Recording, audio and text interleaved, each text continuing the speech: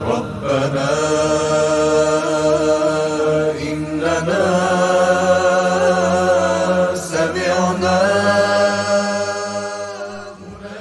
Have you ever contemplated to consider how many New Years we commemorate? There's the solar year marked by the blossoming of spring, the lunar year starting with Muharram, and the Gregorian year ushered in with winter celebrations. Each of these marks the beginning of a new chapter in its own way. But did you know there's another new year? A deeply spiritual one. In Islamic teachings, Ramadan is often seen as the first of the year from a spiritual perspective. It's not about marking time on a calendar, but about renewing the soul, resetting our hearts, and reestablishing a connection with Allah. Allah subhanahu wa ta'ala says in the Holy Quran, Surah Al-Baqarah, Ayah 183, يا أيها الذين آمنوا كتب عليكم الصيام كما كتب على الذين من قبلكم لعلكم تتقون. O you who have believed, decreed upon you is fasting, and it was decreed upon those before you, that you may become righteous. This ayah underscores the purpose of Ramadan. It's a time to attain taqwa, purifying ourselves spiritually and mentally. Just as spring breathes new life into nature, the Holy Ramadan revives the soul, allowing us to reconnect with Allah in a purified state. Now imagine the most extraordinary feast ever laid before you, so magnificent that no eye has seen it, no ear has heard of it, and no heart has ever conceived it.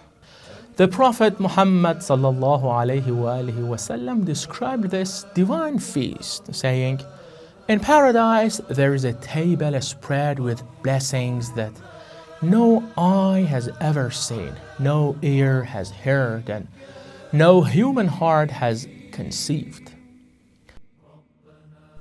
This banquet is not about earthly food and drink. It's a symbol of mercy, forgiveness, and rewards beyond human comprehension.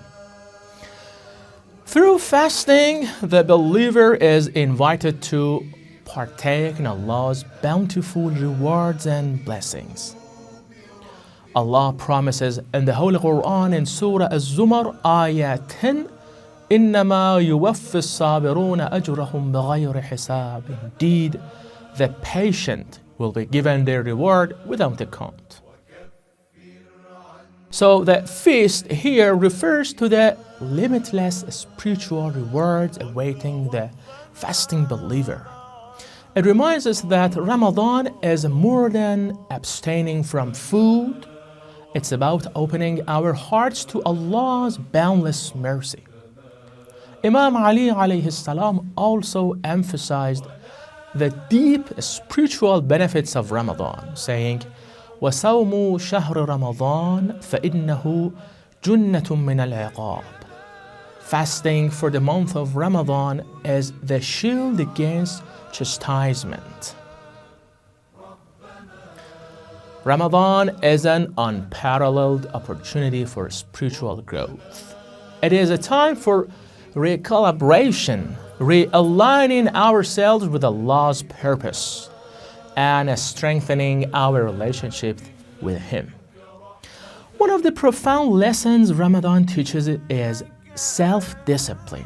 By waking early for suhoor, abstaining from food and drink, and refraining from lawful pleasures, we learn how to control our desires.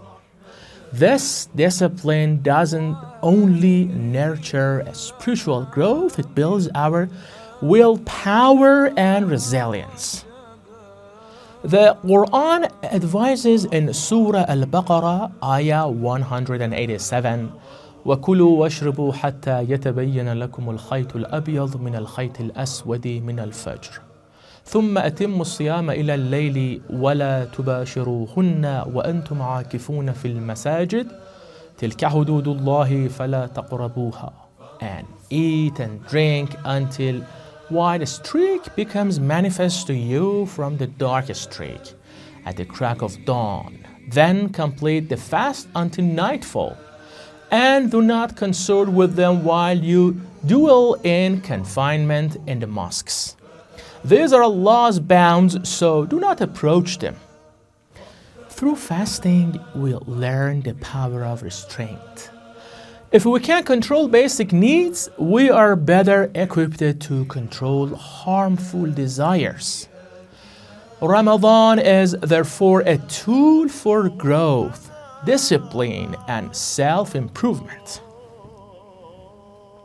The Prophet Muhammad ﷺ also promised spiritual rewards for fasting.